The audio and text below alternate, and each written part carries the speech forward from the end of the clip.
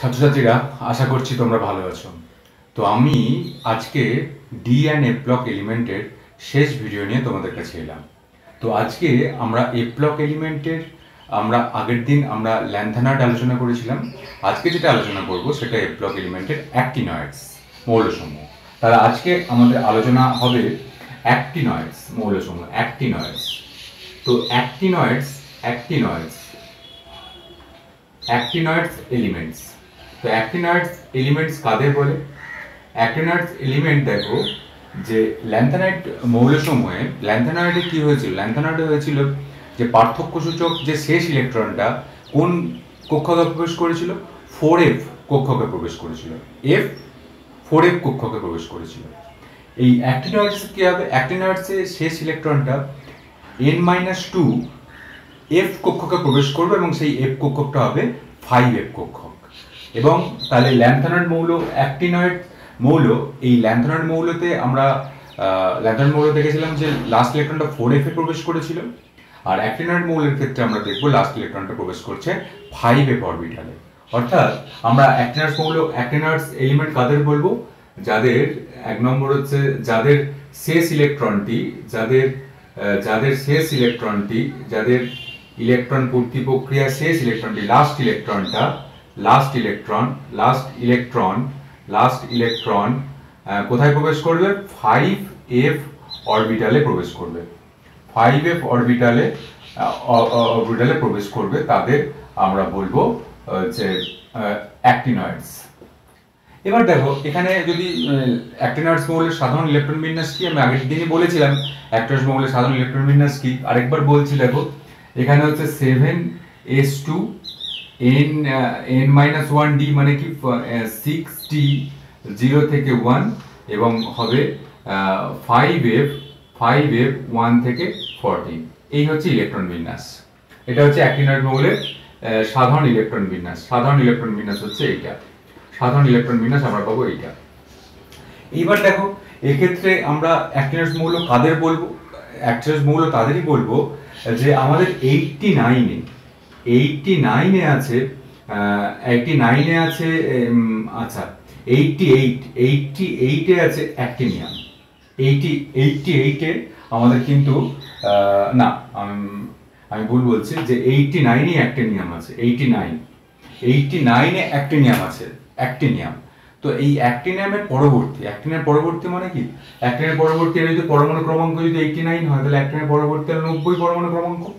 এবং 90 পরমাণু ক্রমাঙ্কতে কি আছে? 90 পরমাণু ক্রমাঙ্কতে আছে থোরিয়াম।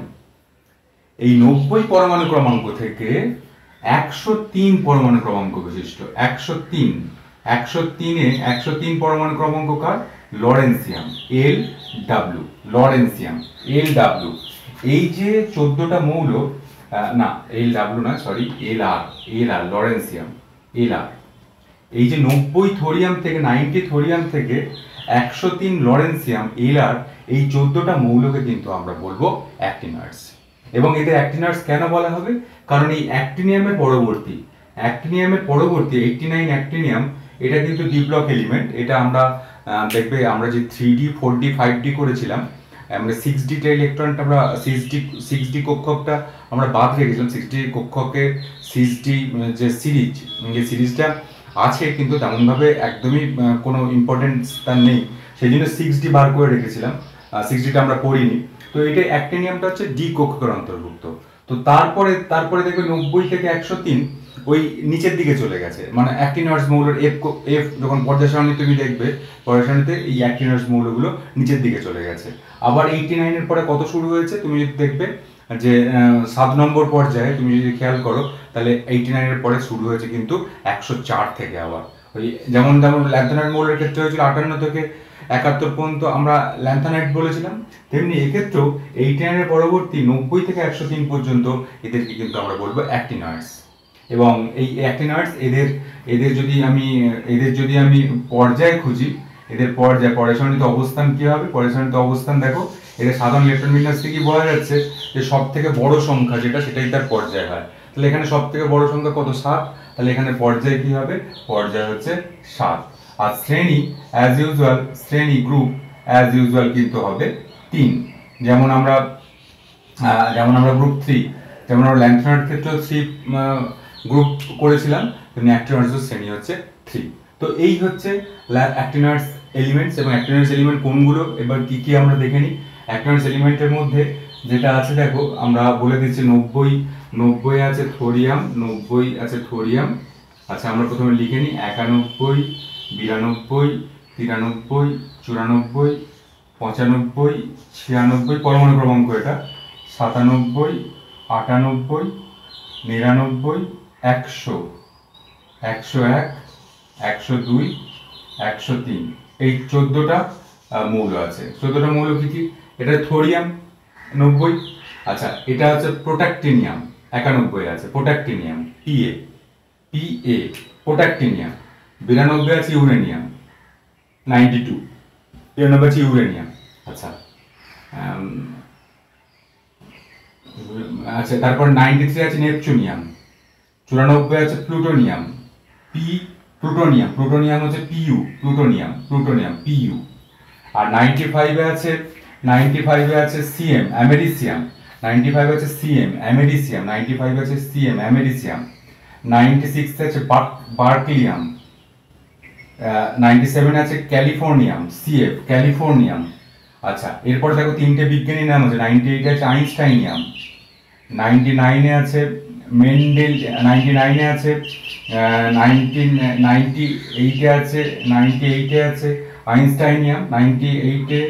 আচ্ছা 97 90, আচ্ছা আর বাকি, আচ্ছা এখান থেকে প্লুটো, আচ্ছা অ্যামেরিসিয়াম একটা, আচ্ছা এখানে করতে হবে, দাঁড়াও 95 থেকে আমাদের একটু চেঞ্জ করতে হবে। 95 আমরা কুরিয়াম, 95 হচ্ছে অ্যামেরিসিয়াম, সরি 95 হচ্ছে অ্যামেরিসিয়াম, 95 হচ্ছে অ্যামেরিসিয়াম, একটু চেঞ্জ করছি, 95 হচ্ছে অ্যামেরিসিয়াম। আচ্ছা 95 হচ্ছে অ্যামেরিসিয়াম, 96 হচ্ছে কুরিয়াম। আচ্ছা 97 হচ্ছে বার্কলিয়াম বার্কলিয়াম। 98 হচ্ছে ক্যালিফোর্নিয়াম CF। এবার দেখো তিনটে বিজ্ঞানীর নাম আছে। 99 হচ্ছে মেন্ডে, 99 হচ্ছে আইনস্টাইনিয়াম ES, 100 হচ্ছে ফার্মিয়াম, 100তে FM ফার্মিয়াম, 101 হচ্ছে মেন্ডেলিভিয়াম MD মেন্ডেলিভিয়াম, 102 আছে নোবেলিয়াম NO। আর লরেন্সিয়াম আছে 103 আছে লরেন্সিয়াম, যেটা হচ্ছে LR। এগুলো মুখস্থ রাখা তেমন প্রয়োজন নেই, জাস্ট আমি তোমাকে দেখিয়ে দিলাম। তো এইটা দেখো, আমি তো বলছি 90তে আছে থোরিয়াম, PA আছে প্রোটাক্টিনিয়াম 91, 92 আছে ইউরেনিয়াম, 93তে আছে নেপচুনিয়াম, 94 আছে প্লুটোনিয়াম, 95 আছে অ্যামেরিসিয়াম, 96 আছে কুরিয়াম, 96 আছে কুরিয়াম। আর 97 আছে বার্কলিয়াম, 98 ক্যালিফোর্নিয়াম, 99, 100 এবং 101 তিনজন বিজ্ঞানী আইনস্টাইনিয়াম, ফার্মিয়াম এবং 101 হচ্ছে মেন্ডেলিভিয়াম। তারপর হচ্ছে নোবেলিয়াম, এটা হচ্ছে NO। ইনিও একজন বিজ্ঞানী, নোবেলিয়াম অ্যালফ্রেড নোবেল। তো 99 থেকে 102 পর্যন্ত নোবেলিয়াম। আচ্ছা, তারপরে আছে 103 আছে লরেন্সিয়াম LR লরেন্সিয়াম। তো সেই কারণে এই যে আমাদের যে 103 পর্যন্ত যে আমরা লিখলাম, এটাই হচ্ছে অ্যাক্টিনয়েডস। এবং এদের সবকটা মৌলের সব থেকে বড় বৈশিষ্ট্য, সবকটা মৌলই হচ্ছে রেডিও অ্যাক্টিভ। এদের সবকটা মৌলই হচ্ছে রেডিও অ্যাক্টিভ, অর্থাৎ এরা কিন্তু রেডিও অ্যাক্টিভিটি তেজস্ক্রিয়তা ধর্ম শো করবে। এরা কিন্তু সবকটা মৌলই এদের রেডিও অ্যাক্টিভ। এবং 92 পরবর্তী এদেরকে ইউরেনিয়ামের পরবর্তী এই মৌলগুলোকে একত্রে ট্রান্স ইউরেনিয়াম, অর্থাৎ ইউরেনিয়ামোত্তর ট্রান্স ইউরেনিয়াম মানে ইউরেনিয়ামের পরবর্তী মৌল বলা হয়। তো 92 পরবর্তী যে মৌলগুলো আছে তাদের বলবো trans uranium, trans uranium element. 92 পরবর্তী মৌলগুলোকে আমরা বলবো ট্রান্স ইউরেনিয়াম এলিমেন্ট। তো দেখো, এই হচ্ছে ইলেকট্রন, এই হচ্ছে তোমার মৌল এবং এদের একটা ইন্ট্রোডাকশন পার্ট আমি বললাম। তো এখানে থেকে খুব বেশি প্রশ্ন আসে না, তো দেখো আমি কয়েকটা ইলেকট্রন বিন্যাস করি, তাহলে আরো ক্লিয়ার হয়ে যাবে। তো দেখো এই থোরিয়াম ইলেকট্রন বিন্যাসে কিন্তু একটু একটু একটু স্পেসিফিক আছে, থোরিয়ামের একটু ব্যতিক্রম আছে। খুব ইন্টারেস্টিং ভাবে থোরিয়াম ইলেকট্রন বিন্যাস এইটাই হবে, 90 থোরিয়াম, তো এখানে একটা কিন্তু তোমার নিষ্ক্রিয় গ্যাস লাগাতে হবে। নিষ্ক্রিয় গ্যাস কি লাগবে? রেডন, আরএন হচ্ছে 86, আরএন। তো এটা 86 পৌঁছে গেল। তারপরে কি দেখো 7s2 তে পৌঁছে দিয়ে দিলাম আমি, 7s2 দিয়ে দিলাম, 86, 87, 88। এবং এক্ষেত্রে থোরিয়ামের দেখো এখানে 6d, এটা ব্যতিক্রম 6d তে দুটো থাকবে, আর এখানে 5f এ 0 ইলেকট্রন থাকবে। একদম আমি বলছি ব্যতিক্রম। এটাতে থোরিয়ামটা লাস্ট ইলেকট্রনটা কিন্তু এফ কক্ষকে প্রবেশ করছে না, এটা ব্যতিক্রম। এবং এই লাস্ট ইলেকট্রন কিন্তু ডি কক্ষকে প্রবেশ করলেও এরা কিন্তু এফ ব্লক এলিমেন্ট এবং অ্যাক্টিনয়েডস রূপেই কিন্তু এরা বিবেচিত হচ্ছে। এবং দেখো এখানে 90 পৌঁছানো গেছে, রেডিয়াম দেখো 86, 87, 88, 89, 90। এটা থোরিয়ামের ক্ষেত্রে এই কথা মনে রাখতে হবে। জাস্ট এটা ইলেকট্রন বিন্যাস কোনোদিন পড়ে না, জাস্ট এখান থেকে এই কথাটা মনে রাখতে হবে। যত উপরের ক্লাসে উঠবে তখন এটা খুব ভালো করে জানবে। তো দেখো থোরিয়ামের পর থেকে, তো এই থোরিয়ামটা হয়ে গেল, থোরিয়ামের পর থেকে তোমার যদি নেপচুনিয়াম পর্যন্ত হয়, এই থোরিয়ামের পর থেকে নেপচুনিয়াম, এখানে কিন্তু ডি কক্ষকে ডিতে একটা করে ইলেকট্রন থাকবে। এই কথাটা তুমি মনে রাখো যদি ইলেকট্রন বিন্যাস করতে চাও। তাহলে যদি এখানে প্রোট্যাক্টিনিয়াম 91 করো, তাহলে কি হবে ইলেকট্রন বিন্যাস? প্রোট্যাক্টিনিয়াম 91 করলে ইলেকট্রন বিন্যাস কি হবে? Rn, এবং এখানে 7s2, 6d1, আর 5f কত হবে?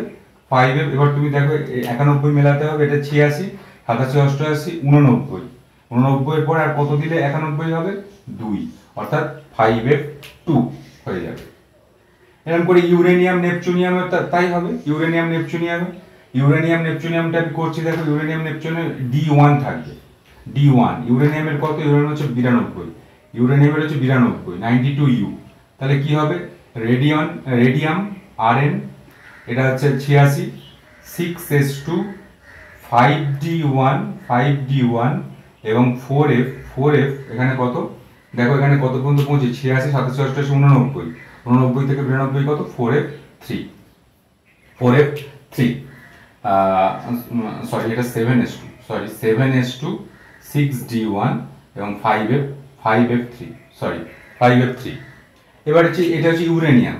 এবং নেপচুনিয়ামেও সেই একই জিনিস হবে, নেপচুনিয়াম এনপি, এটাতে 93 কি হবে? এখানে ডি তে কিন্তু একটা ইলেকট্রন থাকবে, রেডন Rn 7s2, 6d1 এবং 5f4।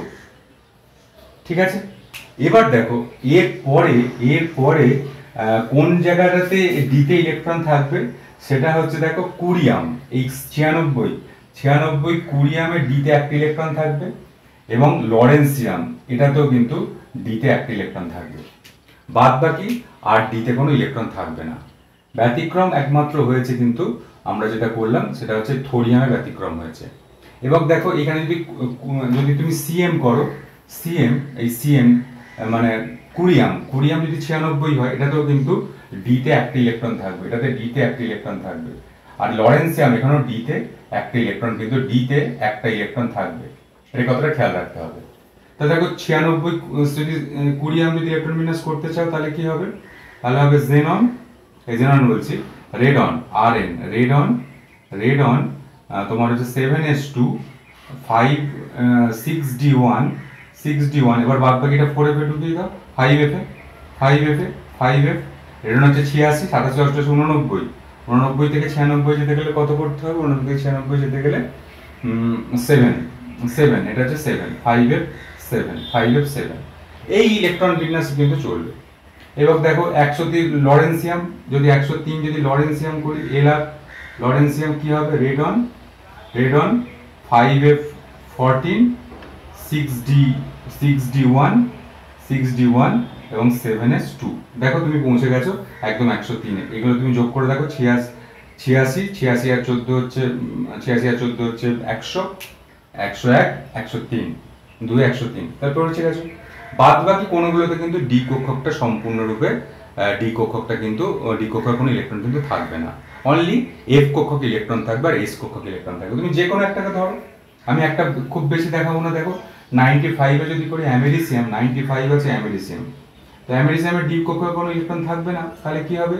এই হচ্ছে রেডন, আরএন রেডন, তারপরে তুমি 7s2 এটাকে দিয়ে দাও, 86 87 88 হয়ে গেল। আচ্ছা 6d0 আর 5f, এবার তুমি 95 মেলাতে হবে। দেখো এখানে হচ্ছে 86 87 88, 88 থেকে 95 কত? 7, তাহলে এখানে কি হবে? 5f7, অ্যামেরিসিয়ামে হবে 5f7। এবার ডিএ, এই বাদ বাকি এই জিনিসটা খেয়াল রাখবে যে প্রোডাক্টেনিয়াম থেকে নেপচুনিয়ামে D1 থাকবে, আর কুরিয়ামে D1 থাকবে, আর লরেন্সিয়ামে D1 থাকবে, বাদ বাকি সবগুলোতে D0 থাকবে। এবং এই 7s2 সবসময় ফিল আপ থাকবে, আর যেগুলোতে D1 থাকবে না সেগুলোতে D0 ধরে তোমাকে ওই মিলিয়ে পরমাণু ক্রমাঙ্কের সঙ্গে মিলিয়ে দিতে হবে। এটা রেডন হচ্ছে 86। এইভাবে কিন্তু এগিয়ে যেতে হবে। খুব বেশি ইম্পর্টেন্ট নয়, খুব বেশি কিন্তু ইম্পর্টেন্ট নয়, জাস্ট এটা জেনে রাখা, তুমি করতে পারলে ভালো, না করলে কোনো ক্ষতি নেই, এটা একটু জেনে রাখবে। এবার দেখো এদের একটু ধর্মগুলো আলোচনা করি। তো এদের ধর্মগুলো একটু আলোচনা করি। এদের জারণ স্তর, আমরা এই ওপরটা একটু আলোচনা করছি, এদের জারণ স্তর। দেখো এদের ধর্মগুলো খুব সোজা, কিছুই নেই তেমন। তো এদের যেটা আলোচনা করবো সেটা হচ্ছে জারণ স্তর। প্রথমে দেখো জারণ স্তর যেটা আলোচনা করবো, তো এদের জারণ স্তর, এরা তো গ্রুপ 3 এর এলিমেন্ট। প্রথমে জানাই এরা তো গ্রুপ 3 এর এলিমেন্ট। গ্রুপ 3 এর এলিমেন্ট বলে এদের জারণ স্তর মানে পপুলার সব থেকে সর্বাধিক জারণ স্তর হচ্ছে 3+3 স্তরে কিন্তু সবাই +3টা শো করবে। কিন্তু এদের একটা ব্যাপার হচ্ছে যে এদের ইলেকট্রন বিন্যাসটা কি লিখেছিলাম? 7s2 6d0 থেকে 1 এবং 5f 1 থেকে 14, এই তো ইলেকট্রন বিন্যাস এদের। তো দেখো এই 7 এবং 7s 6d এবং 5f এদের শক্তিমাত্রার পার্থক্য খুব কম, তাই এরা কিন্তু একাধিক যোজ্যতা কিন্তু শো করতে পারে ডি ব্লক এলিমেন্টের মধ্যে। এরা কিন্তু একাধিক যোজ্যতা শো করতে পারে, এবং এক্ষেত্রে কেবল জারণ স্তর কেবলমাত্র +3তে সীমাবদ্ধ থাকবে না। +3 হচ্ছে এদের একটা স্বাভাবিক জারণ স্তর, যেহেতু এদের গ্রুপ নাম্বার 3, কিন্তু এদেরও সর্বোচ্চ জারণ স্তর হতে পারে +7। তো +7 কিন্তু সর্বোচ্চ জারণ স্তর। কিন্তু একটা কথা মনে রাখতে হবে যে অ্যাক্টিনাইডস মৌলগুলোর সর্বোচ্চ জারণ স্তর, এখান থেকে কিন্তু প্রশ্ন হয়েছে, সর্বোচ্চ জারণ স্তর কিন্তু +7 হতে পারে, সর্বোচ্চ জারণ স্তর +7 হতে পারে। আর সাধারণ জারণ স্তর হচ্ছে +3, মানে সাধারণ জারণ স্তর +3 দেখাবে। এবং এরা কিন্তু একাধিক যোজ্যতা, একাধিক জারণ স্তর শো করতে পারে। তার কারণ হচ্ছে এই 7s এবং 6d এবং 5f এদের শক্তিমাত্রার পার্থক্য খুব কম, এই জন্য কিন্তু এরা একাধিক জারণ স্তর শো করতে পারে। এদের সর্বোচ্চ জারণ স্তর যদি বলে তাহলে +7, ভালো করে কোশ্চেন শুনবে। আর যদি স্বাভাবিক জারণ স্তর বলে তাহলে +3। এটা কিন্তু অ্যাক্টিনয়েডস ক্ষেত্রে, অ্যাক্টিনয়েডের বৈশিষ্ট্য।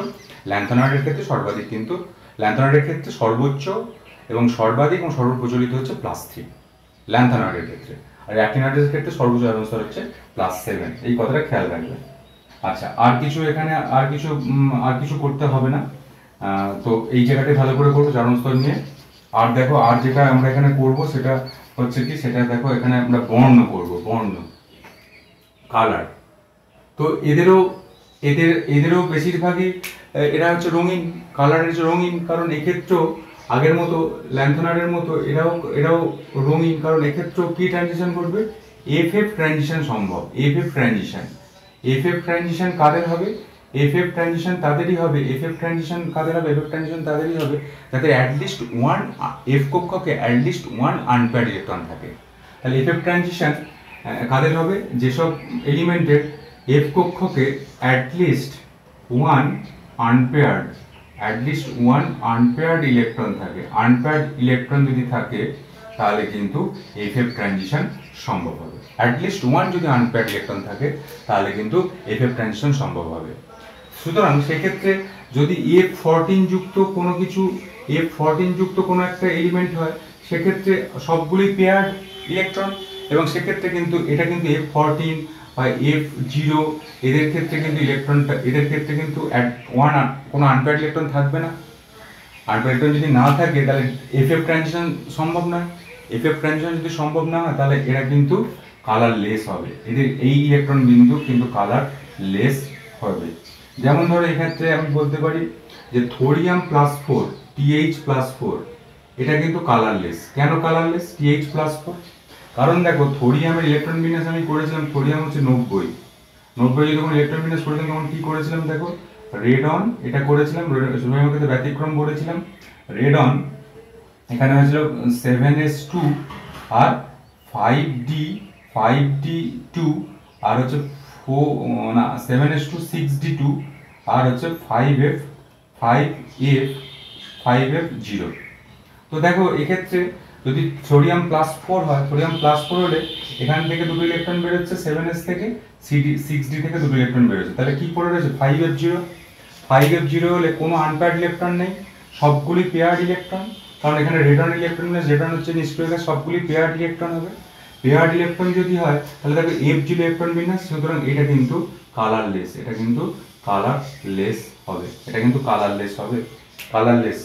এবং এটা দেখে রাখবে এটা কালারলেস হবে। বা লরেন্সিয়ামের ক্ষেত্রে, লরেন্সিয়াম+3, লরেন্সিয়াম এল আর লরেন্সিয়াম+3 এটাও কিন্তু কালারলেস হবে, কারণ এক্ষেত্রেও ইলেকট্রন কালারলেস। এক্ষেত্রে তুমি লরেন্সিয়াম 103 যেটা আছে সেটাও আয়নটা কিন্তু কালারলেস হবে, কারণ এক্ষেত্রে লরেন্সিয়াম 3 এর ইলেকট্রন বিন্যাস কি দাঁড়াবে, এটা হচ্ছে রেড অন আর দাঁড়াবে 5f14। f14 হলে কোনো একটা আনপেয়ার্ড ইলেকট্রন থাকবে না, আনপেয়ার্ড ইলেকট্রন যদি না থাকে তাহলে এফএফ ট্রানজিশন সম্ভব না, এফএফ ট্রানজিশন সম্ভব না হলে এটা কালারলেস হবে। এই কথাটা মনে রাখবে ভালো করে। আচ্ছা, এবার দেখো তাহলে আমরা বর্ণ নিয়ে আলোচনা করে দিলাম। এরপরে আমরা যেটা করবো সেটা হচ্ছে প্যারাম্যাগনেটিক ধর্ম। প্যারাম্যাগনেটিক ধর্ম তো ম্যাগনেটিক প্রপার্টি, চৌম্বক ধর্ম। পরের যে ধর্মটা করব অ্যাক্টিনার্স মৌলের চৌম্বক ধর্ম আমরা করব। চৌম্বক ধর্ম দেখো এদের বেশিরভাগই ওয়ান আনপেয়ার্ড ইলেকট্রন আছে এফ কক্ষকে। যদি ওয়ান আনপেয়ার্ড ইলেকট্রন থাকে, অ্যাটলিস্ট ওয়ান আনপেয়ার্ড ইলেকট্রন অবশ্যই আছে, তাহলে এরা বেশিরভাগই কি চৌম্বক ধর্ম দেখাবে, প্যারাম্যাগনেটিক না ডায়াম্যাগনেটিক? এটা অবশ্যই কিন্তু প্যারাম্যাগনেটিজম শো করবে, এরা কিন্তু প্যারাম্যাগনেটিক ধর্ম শো করবে, কারণ এদের অ্যাটলিস্ট ওয়ান আনপেয়ার্ড ইলেকট্রন অবশ্যই আছে। তবে হ্যাঁ, যদি এখানে আমি আরেকবার বলছি, যদি 5f0 হয় আর 5f14 যদি হয়, যেটা আমি আগের ক্ষেত্রে দেখালাম, তারা কিন্তু হবে ডায়াম্যাগনেটিক, কারণ তাদের ক্ষেত্রে সব ইলেকট্রনগুলি পেয়ার্ড, এবং সব ইলেকট্রনগুলো পেয়ার্ড থাকলে তারা ডায়াম্যাগনেটিক হবে। সুতরাং এখানে আমরা যে করেছিলাম থোরিয়াম+4 এরা ডায়াম্যাগনেটিক হবে, বা তোমার লরেন্সিয়াম+3 এরা কিন্তু ডায়াম্যাগনেটিক প্রপার্টি শো করবে। ঠিক আছে, প্যারাম্যাগনেটিক ধর্ম হয়ে গেল। আচ্ছা, এবার যেটা করব আয়নায়ন এনথালপি। পরে যেটা করব সেটা হচ্ছে আয়নায়ন এনথালপি। জাস্ট এগুলো কোনোদিন কোনো অংশতেই পরীক্ষা পড়েনি, জাস্ট এগুলো আমি করে রাখছি, তোমরা এরকমভাবে শর্ট করে নোট করে নাও। আচ্ছা, চৌম্বক ধর্ম হয়েছে, এরপর যেটা করব সেটা হচ্ছে আয়নায়ন এনথালপি। আয়নায়ন এনথালপির মান, এদের আয়নায়ন এনথালপি এদের আয়নায়ন এনথালপির মান কম, লো। এদের আয়নায়ন এনথালপির মান যদি লো হয় তাহলে এরা কিন্তু খুব সহজেই ক্যাটায়ন উৎপন্ন করতে পারবে, এবং ক্যাটায়ন যেহেতু উৎপন্ন করতে পারবে, সুতরাং এদের ধাতব ধর্ম কিন্তু খুব ভালো হবে, ধাতব ধর্ম খুব ভালো উৎপন্ন হবে, খুব ভালো হবে ধাতব ধর্ম বিশিষ্ট। এদের যে অ্যাক্টিনয়েডস মৌলগুলো খুব ভালো ধাতব ধর্ম কিন্তু শো করবে, কারণ এদের আয়নায়ন এনার্জি লো। তো আয়নায়ন এনার্জি যদি লো হয় তাহলে কিন্তু খুব সহজেই ইলেকট্রন বেরিয়ে যাবে, ইলেকট্রন বেরিয়ে গিয়ে ক্যাটায়ন উৎপন্ন করবে। ক্যাটায়ন উৎপন্ন করবে মানে কি, যে যত সহজে ক্যাটায়ন উৎপন্ন করে তার ধাতব ধর্ম তত বেশি, আর ধাতব ধর্ম তত বেশি। সুতরাং এক্ষেত্রে এরা কিন্তু খুব উচ্চ তড়িৎ ধনাত্মক, মানে হাই ইলেকট্রোপজিটিভ ধাতুরূপে এরা কাজ করবে। হাই ইলেকট্রোপজিটিভিটি হচ্ছে ধাতব ধর্মের পরিচায়ক। যত সহজে যত সহজে ইলেকট্রন বর্জন করবে, মানে আয়নায়ন এনার্জি লো হতে হবে, তবেই হাই ইলেকট্রোপজিটিভিটি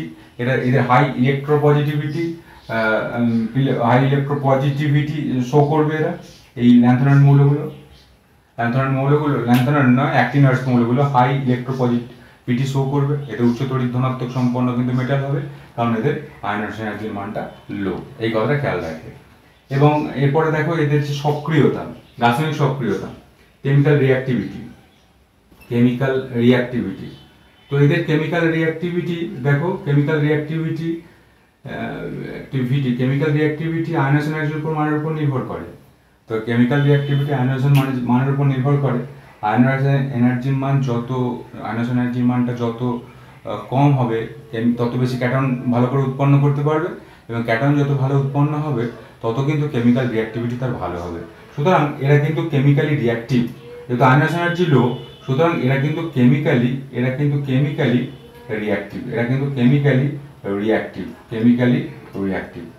রিঅ্যাক্টিভ, এটা কিন্তু ভালো করে মনে রাখতে হবে, এরা কিন্তু কেমিক্যালি রিঅ্যাক্টিভ। আচ্ছা, এরা কিন্তু কেমিক্যালি রিঅ্যাক্টিভ, এটা ভালো করে খেয়াল রাখবে। এরা কিন্তু সবার সঙ্গেই বিক্রিয়া করবে। কয়েকটা বিক্রিয়া দেখাচ্ছি, জাস্ট ইউরেনিয়ামের কয়েকটা বিক্রিয়া এখানে দেখাচ্ছি। ইউরেনিয়াম যদি এখানে যদি তুমি যদি ইউরেনিয়াম যদি H2 এর সঙ্গে বিক্রিয়া করো হাইড্রোজেনের সঙ্গে, তাহলে UH4 উৎপন্ন হবে, ইউরেনিয়াম হাইড্রাইড। এবং তারপরে যদি H2 এর সঙ্গে যদি UH4 এর সঙ্গে যদি H2 বিক্রিয়া ঘটাও, তাহলে UOH4 উৎপন্ন করবে এবং তার সঙ্গে সঙ্গে হাইড্রোজেন গ্যাস নির্গত করবে। এরকম কয়েকটা রিঅ্যাক্টিভিটি আছে। ইউ যদি অক্সিজেনের সঙ্গে বিক্রিয়া করে, তাহলে UO2 ইউরেনিয়াম অক্সাইড তৈরি করবে, কিন্তু ইউরেনিয়াম অক্সাইড। দেখো এইরকম এই বিক্রিয়াগুলো ঘটানো খুব কঠিন, কারণ এই বিক্রিয়াগুলো ইউরেনিয়াম তো তেজস্ক্রিয় অবস্থায় জারিত করা খুব কঠিন হয়ে যায়। বিক্রিয়া করতে খুব ভালো হবে, সহজেই হবে, কিন্তু যেমন কোনো বিস্ফোরণ ঘটার একটা চান্স কিন্তু রয়ে যায়, এক্ষেত্রে খেয়াল রাখতে হবে। সুতরাং এই বিক্রিয়াগুলোকে সাধারণ অবস্থায় সাধারণ ক্ষেত্রে ব্যবহার করা না, এরকম কয়েকটা রিঅ্যাক্টিভিটি কিন্তু এরা শো করবে। তো এইগুলো জাস্ট কয়েকটা জিনিস, এখান থেকে কোনোদিন কিছু জিনিস থাকে না। এবার দেখো যেটা এক্ষেত্রে লাস্ট যেটা আলোচনা করবো সেটা হচ্ছে, দেখো এই ধর্মগুলো জারণ স্তর বলেছি, বর্ণ বলেছি, আয়নাইজেশন এনার্জি বলেছি, কেমিক্যাল রিঅ্যাক্টিভিটি, সবগুলোই কিন্তু আমরা বললাম।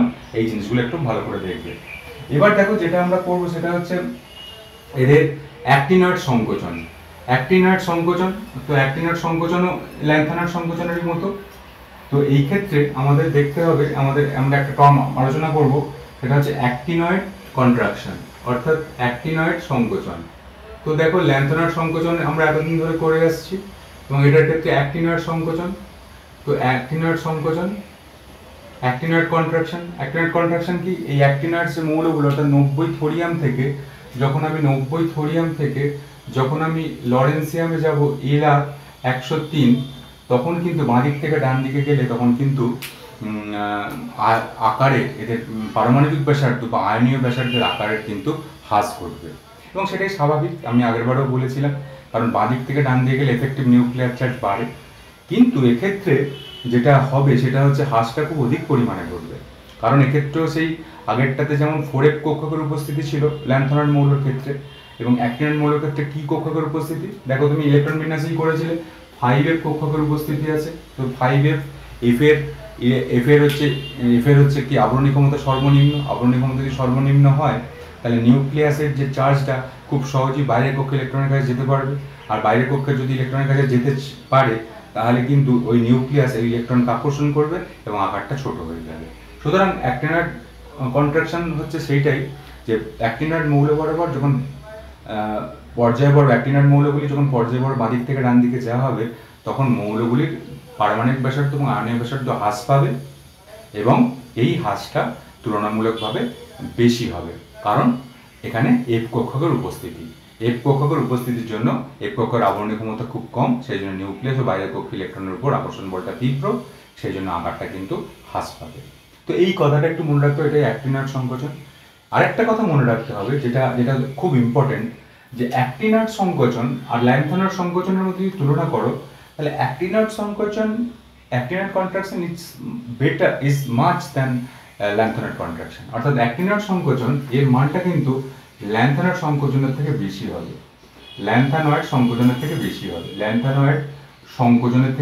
হবে, এই কথাটা একটু মনে রাখবে। অ্যাক্টিনয়েড সংকোচনের মানটা যেমন ল্যান্থানাইড সংকোচনের বাঁ দিক থেকে ডান দিয়ে গেলে যে হারে কমতো, অ্যাক্টিনয়েড সংকোচন বাঁ দিক থেকে ডান দিয়ে গেলে তার থেকে অনেক বেশি হারে কমবে। ব্যাপারটা হচ্ছে কেন? এখানে একটা টেকনিক্যাল টার্ম ইউজ করতে হবে। দেখো ল্যান্থানাইড সংকোচনের জন্য দায়ীকে 4F অরবিটাল, আর অ্যাক্টিনয়েড সংকোচনের জন্য দায়ীকে 5F অরবিটাল, দুটোই F অরবিটাল। এবার তোমাকে এটা তোমাকে বলে রাখতে হবে যে এটার জন্য কেন এটা হয়, যে এই টেকনিক্যাল টার্মটা মনে রাখতে হবে। 5F অরবিটাল, তুমি ইংলিশ কথাটাই ব্যবহার করবে।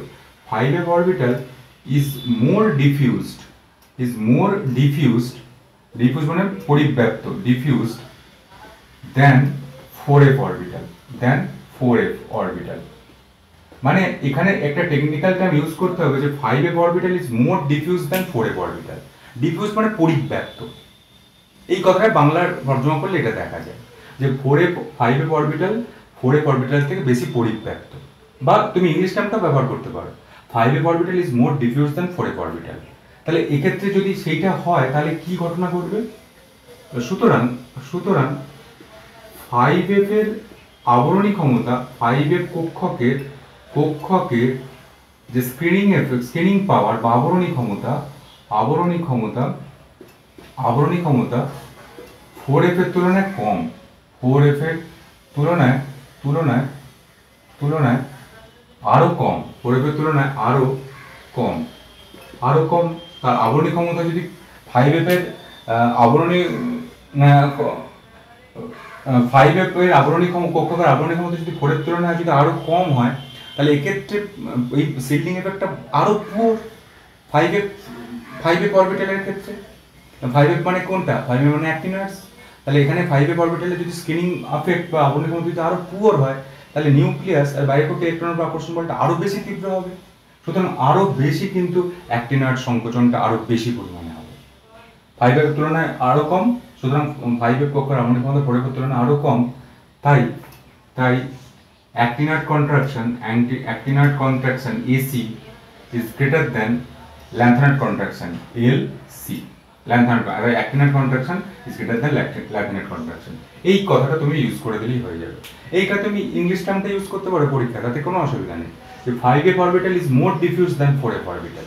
এই কারণে 5f কক্ষকের আবরণী ক্ষমতা 4f এর তুলনায় আরো কম, 4f এর তুলনায় আরো কম। 4f এর তুলনায় আবরণী ক্ষমতা যদি কম হয় তাহলে কি হবে? আবরণী ক্ষমতা যদি কম হয় তাহলে নিউক্লিয়াসটা ইলেকট্রনের উপর আরো বেশি আকর্ষণ করতে পারবে, এবং নিউক্লিয়াস এবং ইলেকট্রনের যদি আরো বেশি আকর্ষণ হয় তাহলে কিন্তু ব্যাসার্ধ কিন্তু আরো কিন্তু বেশি হারে কমবে। সেই জন্যই অ্যাক্টিনয়েড সংকোচন ল্যান্থানাইড সংকোচনের থেকে বেশি হয়। এই কথাটা একটু খেয়াল রাখবে।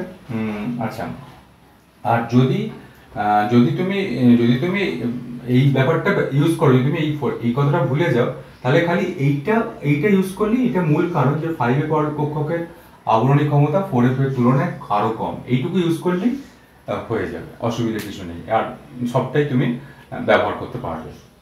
আচ্ছা, আর বাদ বাকি ব্যবহার করলে হবে না, হলে কিন্তু এইটুকু ব্যবহার করলেই কিন্তু হয়ে যাবে। আচ্ছা, এটা ভালো করে করবে।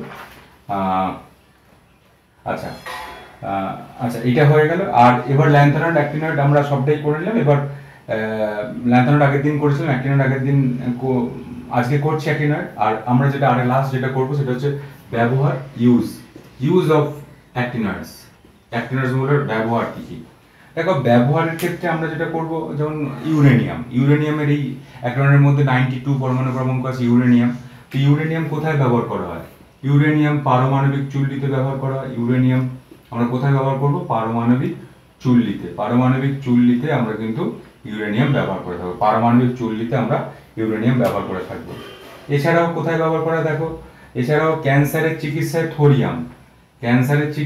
থোরিয়াম মানে পরমাণু ক্রমাঙ্ক 90। থোরিয়াম কোথায় চিকিৎসা হয়? ক্যান্সার থেরাপিতে এই থোরিয়াম ব্যবহার করা হয়, ক্যান্সারের চিকিৎসায় থোরিয়াম ব্যবহার করা হয়। তারপরে কি দেখো, তারপরে আমরা বলতে পারি যে পারমাণবিক বোমা প্রস্তুতিতে প্লুটোনিয়াম, পারমাণবিক বোমা প্রস্তুতিতে পারমাণবিক বোমা বা অ্যাটম বোম, এটাতে কি ব্যবহার করে? এটাতে ব্যবহার করে প্লুটোনিয়াম। কারণ এদের সবাই তো এটা তেজস্ক্রিয় বলে তাদের শক্তি মাত্রাটা বেশি হয়, বিস্ফোরক জাতীয় হয়, সেই জন্য পারমাণবিক বোমা তৈরিতে প্লুটোনিয়াম ব্যবহার করা হয়। তো এই 3-4টে ব্যবহার করে রাখবে। এখান থেকে প্রশ্ন পড়ার সম্ভাবনা খুব কম। এই প্রশ্নটা কিন্তু খুব ভালো মতো ক্রমে করতে হবে, তাহলে কিন্তু এটা হয়ে যাবে। তো দেখো, এইভাবেই কিন্তু আমরা পুরোপুরি অ্যাক্টিনয়েড আমরা শেষ করলাম এবং ল্যান্থানাইডও শেষ করেছি। তো এই চ্যাপ্টার আমরা শেষ করে দেবো। তো একটু ডিপ ব্লকের একটা দুটো পয়েন্ট আমাদের একটু বাদ পড়েছিল, সেই পয়েন্টগুলো 5 মিনিটের মধ্যে আমরা বলে আমরা খুব ছোট পয়েন্ট আলোচনা করে দিয়ে আমরা শেষ করে দেবো। এই চ্যাপ্টারটাই কিন্তু আজকে শেষ হয়ে যাবে। দেখো আমরা এবার ডি অরবিটালের কয়েকটা কথা একটু আলোচনা করে দিই। ডি ডি অরবিটালের লাস্ট যে ডি ব্লক এলিমেন্ট, আমরা এ ব্লক এলিমেন্ট শেষ করলাম, আর ডি ব্লকের কয়েকটা জিনিস বাদ ছিল সেটাও আমি আজকে করে দিচ্ছি। দেখো ডি ব্লকের যেটা আমরা করবো অক্সাইড, তোমরা সবাই নোট করবে oxide of D block element, oxide of D block elements. তো এটা নোট করবে তোমরা, oxide of D block elements. তো অক্সাইড অফ ডি ব্লক এলিমেন্টের মধ্যে কয়েকটা কথা লেখো, যে অক্সাইড মানে অক্সাইড ডি ব্লক এলিমেন্টের যে অক্সাইড, সেই অক্সাইডগুলো যেমন ধরো এক্ষেত্রে Fe2O3, Fe তো ডি ব্লক এলিমেন্ট, তো Fe2O3 একটা অক্সাইড, বা FeO একটা অক্সাইড, বা CuO একটা অক্সাইড, সেইগুলো কয়েকটা কথা এখানে লেখো, যে কয়েকটা কথা এখানে লিখে রাখো অক্সাইড অফ ডি ব্লক এলিমেন্টের সম্বন্ধে। যে মোস্ট অফ দেম বেশিরভাগ অক্সাইডই most of them react with moist air, মানে তোমার আর্দ্র, তোমার যদি জলীয় বাষ্পপূর্ণ বায়ু থাকে সেখানে কিন্তু বেশিরভাগ রিয়াক্ট করে যাবে, রিয়াক্টিভিটি কিন্তু চলে আসবে, রিয়াক্টিভিটি most of them react with moist air. অর্থাৎ এখানে অক্সাইডগুলো কিরকম ফর্মেশন হয়, কীভাবে ফর্মেশন হয়, ধরো কোনো ডি ব্লক এলিমেন্ট ওই কোনো আর্দ্র বায়ুতে মানে জলযুক্ত বায়ুতে পড়ে আছে, জলযুক্ত বায়ুতে পড়ে থাকলে সেটা কিন্তু অক্সাইডে রূপান্তর হয়ে যেতে পারে। যেমন ধরো এক্ষেত্রে কী হতে পারে, যেমন ধরো এক্ষেত্রে Fe বা তোমার স্কোবাল্ট, নিকেল, ক্রোমিয়াম, এদেরকে তুমি ময়েস্ট এয়ারে ফেলে রাখো, ময়েস্ট এয়ারে ফেলে রাখলেই তোমার কিন্তু এখানে অক্সাইড, এই ধাতুগুলোর অক্সাইড তৈরি হয়ে যাবে। এই কথাটা খেয়াল রাখবে। আচ্ছা, এবার দেখো তোমাকে আরেকটা প্রশ্ন, এখান থেকে প্রশ্ন উত্তর টাইপের তোমাকে আলোচনা করছি, যে Fe HNO3-র সঙ্গে বিক্রিয়া করে যে অক্সাইড উৎপন্ন করবে, Fe HNO3-র সঙ্গে বিক্রিয়া করে অক্সাইড কি উৎপন্ন করবে, Fe HNO3-র সঙ্গে বিক্রিয়া করে ফেরিক অক্সাইড উৎপন্ন করবে, Fe2O3 ফেরিক অক্সাইড উৎপন্ন করবে। এটা তোমরা এটা তো Fe HNO3-র সঙ্গে বিক্রিয়া করে, কারণ এটা তো জারণ, এটা অক্সিডাইজিং প্রপার্টি আছে নাইট্রিক অ্যাসিড Fe কে জারিত করে দিয়ে Fe2O3 পরিণত করতে পারে।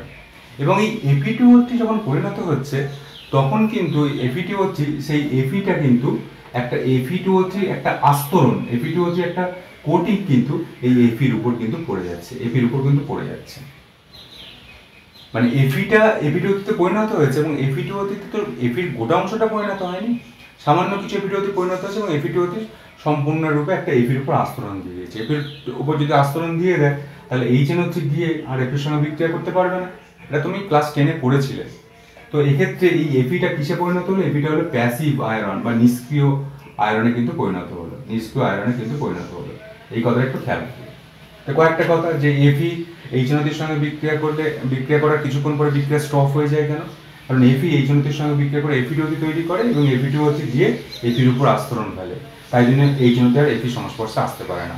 এটা পি ব্লক এলিমেন্টে অ্যালুমিনিয়ামের ক্ষেত্রেও প্রযোজ্য, তোমাদের পড়িয়েছিলাম যে অ্যালুমিনিয়ামের ক্ষেত্রে কি হয়, অ্যালুমিনিয়ামের ক্ষেত্রে অক্সিজেনের সঙ্গে বিক্রিয়া করে অ্যালুমিনিয়াম অক্সাইড উৎপন্ন করে, সেই অ্যালুমিনিয়াম অক্সাইডে অ্যালুমিনিয়ামের উপর একটা আস্তরণ ফেলে, এবং সেই কোটিংটা কিন্তু খুব ভালো কোটিং, এবং সেই কারণে আমাদের রান্নার যে বাসনপত্র, সেই বাসনপত্র অ্যালুমিনিয়ামের তৈরি হলো এই বায়ুর দ্বারা কিন্তু আক্রান্ত হয় না, কারণ অ্যালুমিনিয়াম প্রাথমিক অবস্থাতেই বিক্রিয়া করে অ্যালুমিনিয়াম অক্সাইডের একটা আস্তরণ ফেলে দেয় অ্যালুমিনিয়ামের উপর, সেই কারণে কিন্তু এয়ারের কাছে আর এক্সপোজ হতে পারে না, সেই জন্য বিক্রিয়াও কিন্তু আর হয় না।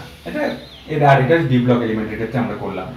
আর একটা কথা জেনে রাখবে, যে ভ্যানাডিয়াম পেন্টঅক্সাইড, তোমাদের এই প্রশ্নটাও পড়ে, যে একটা ডি ব্লক এলিমেন্টের একটা অক্সাইডের নাম রাখবে যেটা উভমুখী মানে অ্যাসিড এবং ক্ষার উভয়ের সঙ্গে বিক্রিয়া করবে, সেটা হচ্ছে ভ্যানাডিয়াম পেন্টঅক্সাইড।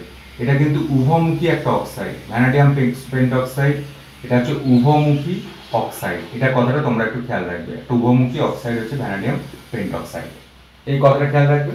আচ্ছা, আরেকটা প্রশ্ন তোমাদের এখানে করতে পারে, যে Mn2O3 কোন অ্যাসিডের অ্যানাইড্রাইড,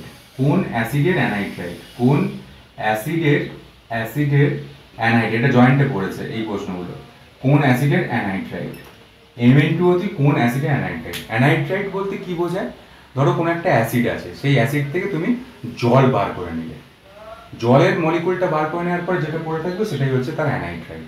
তাহলে এটা হচ্ছে সেই যে অ্যাসিডের, ধরো এখানে কোনো অ্যাসিড আছে, এই অ্যাসিড থেকে মাইনাস ওয়াটার করে এইটা পেয়েছি, Mn2O3 পেয়েছি, মাইনাস ওয়াটার করে, মানে যে অ্যাসিড থেকে তুমি জল বার করে দিয়ে Mn2O3 তুমি পেয়েছো এই অ্যাসিড থেকে।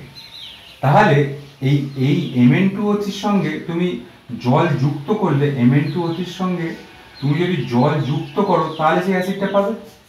এটা তো স্বাভাবিক। এই অ্যাসিড থেকে যদি তুমি জল বার করে তুমি যদি Mn2O3 পাও, তাহলে Mn2O3 এর সঙ্গে জল যুক্ত করলে সেই অ্যাসিডটা পাবে। তাহলে Mn2O3 এর সঙ্গে তুমি জল যুক্ত করো তাহলে কি পাচ্ছ দেখো, এর সঙ্গে যদি জল যুক্ত করো তাহলে H2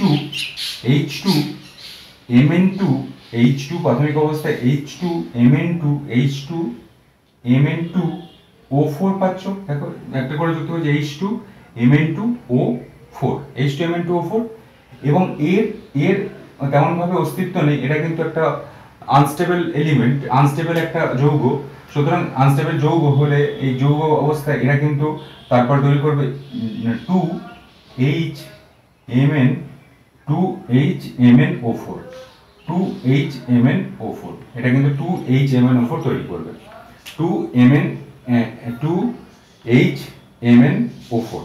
2HMnO4 তৈরি করবে এবং এর নাম হচ্ছে পারম্যাঙ্গানিক অ্যাসিড, মানে HMnO4 তৈরি করবে। আচ্ছা তুমি যদি ব্যালেন্স এখানে নাও করতে চাও, তুমি এখানে কিন্তু তৈরি করবে HMnO4, এটা হচ্ছে পারম্যাঙ্গানিক অ্যাসিড, এটার নাম হচ্ছে পারম্যাঙ্গানিক অ্যাসিড। এটা নোট করবে যে Mn2 হচ্ছে কোন অ্যাসিডের অ্যানাইড্রাইড, পারম্যাঙ্গানিক অ্যাসিড, এটার নাম হচ্ছে পারম্যাঙ্গানিক অ্যাসিড। HMnO4 লিখবো, এটা এর নাম হচ্ছে পারম্যাঙ্গানিক অ্যাসিড। এই কথাটা তোমরা একটু নোট করবে, পারম্যাঙ্গানিক অ্যাসিড, এটা জয়েন্টে একবার পড়েছে, পারম্যাঙ্গানিক অ্যাসিড। ঠিক আছে, এই কয়েকটা কথা নোট করবে। পারম্যাঙ্গানিক অ্যাসিড তৈরি করবে Mn2 হতে কোন অ্যাসিড অ্যানাইড্রাইড, পারম্যাঙ্গানিক অ্যাসিডের অ্যানাইড্রাইড। আরো দু তিনটে কথা দেখো, যে একটা মিক্সড অক্সাইডের উদাহরণ দাও। যদি বলে একটা মিক্সড অক্সাইড Fe ডি ব্লকের একটা মিক্সড অক্সাইডের উদাহরণ দাও, মিক্সড অক্সাইডের উদাহরণ দাও, তাহলে মিক্সড অক্সাইডের যে উদাহরণ দেবে সেটা হচ্ছে Fe3O4, ফেরোসোফেরিক অক্সাইড Fe3O4। এটা একটা মিক্স অক্সাইড, কারণ এর মধ্যে দুটো অক্সাইড মিশ্রিত থাকে, একটা হচ্ছে FeO ডট Fe2O3। এই দুটো অক্সাইডের মিশ্রণে কিন্তু এই Fe3O4টা তৈরি হয়েছে, এই জন্য এটা মিক্স অক্সাইড। এবং এক্ষেত্রে জারণ সংখ্যা হচ্ছে +2 এবং এক্ষেত্রে জারণ সংখ্যা হচ্ছে +3, এই দুটোর মিশ্রণে কিন্তু Fe3O4 তৈরি হয়েছে। সেই জন্য Fe3O4 একটা ফেরোসোফেরিক অক্সাইড, এর নাম ফেরোসোফেরিক অক্সাইড, এটা কিন্তু একটা মিক্স অক্সাইড। ঠিক আছে, এটা ভালো করে করবে। আর আরেকটা যেটা করতে হবে সেটা হচ্ছে হ্যাঁ দেখো, এই প্রশ্ন তোমাদের পড়তে পারে, যে এই প্রশ্ন তোমাদের পড়তে পারে MnO, দেখো এই প্রশ্ন পড়তে পারে MnO2 আর Mn2O7, এই ম্যাঙ্গানিজের তিনটে অক্সাইড লেখা আছে, এর মধ্যে কে বেশি অ্যাসিডিক, এই প্রশ্ন কিন্তু খুব ইম্পর্টেন্ট, কে বেশি অ্যাসিডিক। তো তোমাদের একটা এটাই হচ্ছে নিয়ম, অ্যাসিডিটি বার করার এটাই নিয়ম, যে ধাতুর অক্সাইডে যার জারণ সংখ্যা যত বেশি তার অ্যাসিড ধর্ম তত বেশি। তাহলে দেখো এক্ষেত্রে MnOতে Mn এর জারণ সংখ্যা কত, +2, এক্ষেত্রে MnO2তে Mn এর জারণ সংখ্যা কত, +4। জারণ সংখ্যা বার করতে পারবে নিশ্চয়ই, অক্সিজেনের হচ্ছে -4 করে, -2 করে দুটো অক্সিজেন হচ্ছে -4, তাহলে এটা হচ্ছে -4 হলে তাহলে Mnটা +4। আর Mn2O7 এ অক্সিজেনের জারণ সংখ্যা হচ্ছে, Mn এর জারণ সংখ্যা হচ্ছে কত, Mn এর জারণ সংখ্যা হচ্ছে +7। তাহলে আমি বলেছি যত বেশি অক্সিডেশন স্টেট যত হায়ার, তার অ্যাসিডিটি তত, সেই অক্সাইডের অ্যাসিডিটি তত হায়ার, তত বেশি। তাহলে এর যদি অ্যাসিডিটির MnO2 এবং Mn2O7 যদি অ্যাসিডিটির ক্রম খুঁজি, তাহলে MnOর অ্যাসিডিটি সব থেকে কম, MnO2 তারপর, আর Mn2O7 এর অ্যাসিডিটি সব থেকে বেশি।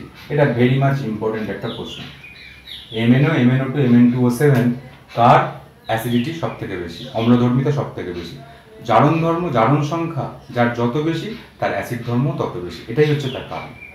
তার জারণ সংখ্যা যত বেশি তার অ্যাসিডিটিও তত বেশি হবে, এবং Mn2O7 যদি জারণ সংখ্যা সর্বোচ্চ এবং অ্যাসিডিটিও সর্বোচ্চ হবে।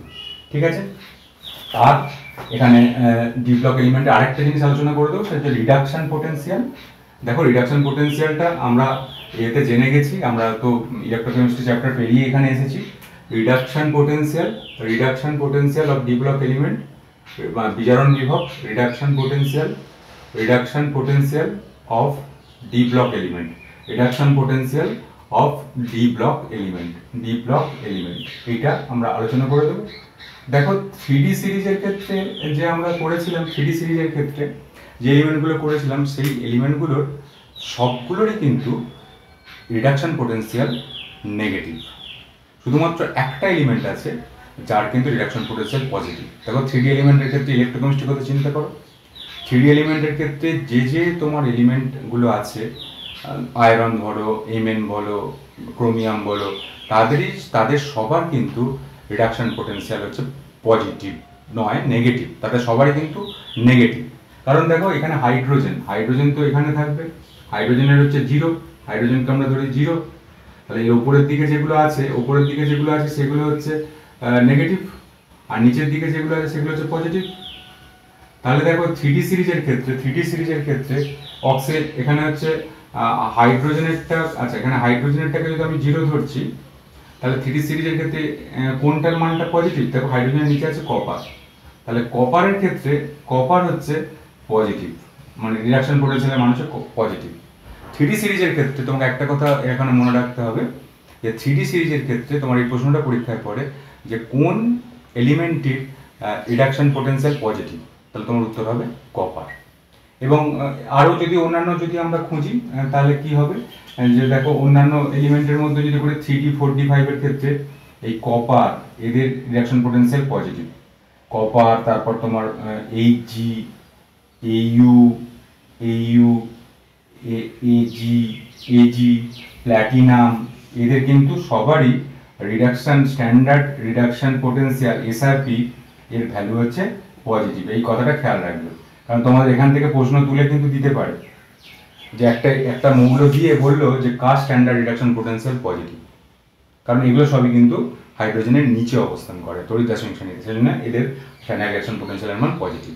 আর বাদবাকি এই ধাতুগুলো বাদ দিয়ে বাদবাকি যারা থাকবে তারা উপরের দিকে থাকবে, হাইড্রোজেনের উপরের দিকে থাকলে কি হবে? উপরের দিকে থাকলে নেগেটিভ মান হবে। সুতরাং এটা আমাদের খেয়াল করতে হবে। এইভাবেই কিন্তু আমাদের ডি ব্লক এবং এ ব্লক এলিমেন্টের আমরা সমস্ত জিনিস কিন্তু খুব ডিটেলসে পড়ে নিলাম। তা তোমরা এই চ্যাপ্টারটা তুলনামূলক আমি সোজা বলেছিলাম, নিশ্চয়ই এই চ্যাপ্টারটা তোমাদের কনসেপ্টটা ভালো ক্লিয়ার হয়েছে, ভালো হবে আশা করা যায়। এই চ্যাপ্টারটা তোমরা খুব ভালো করে পড়ো, এই চ্যাপ্টার থেকে 5 নম্বর কিন্তু খুব সহজেই আশা করা যায় যে তুমি কিন্তু পরীক্ষায় নিয়ে নিতে পারবে। এটা ভালো করে প্র্যাকটিস করো। এরপর কোঅর্ডিনেশন কেমিস্ট্রির একটা এই চ্যাপ্টারের ভিডিও নিয়ে আমি তোমাদের কাছে আসবো। তোমরা কিন্তু ততদিন এটা খুব ভালো করে প্র্যাকটিস করো। ইনঅর্গানিক কেমিস্ট্রিতে প্রথম চ্যাপ্টার আমি এটাই দিলাম, ডি ব্লক এলিমেন্ট। এরপরে কোঅর্ডিনেশন কেমিস্ট্রি দেবো, তারপরে আস্তে আস্তে করে পি ব্লক এবং মেটালার্জি আলোচনা করবো। তোমরা এটা D block and a block element সম্পূর্ণ কমপ্লিট করলাম। তোমরা কিন্তু সম্পূর্ণভাবে আমরা কিন্তু শেষ করেছি। যতটুকু যেটুকু জানার, যেটুকু করা তোমরা ভালো করে নোট করে নিয়েছো আশা করছি। তার মধ্যেই দেখবে প্রশ্ন কিন্তু এসে যাবে। একটু বইটা দেখে নাও, তাহলেই এই জায়গাটা কনসেপ্টটাও ক্লিয়ার হয়ে যাবে। আজকে এই পর্যন্ত। এরপর নতুন চ্যাপ্টারের ভিডিও নিয়ে আমি তোমাদের কাছে আসছি। তোমরা ভালো থেকো, ভালো করে পড়াশোনা করো। ধন্যবাদ।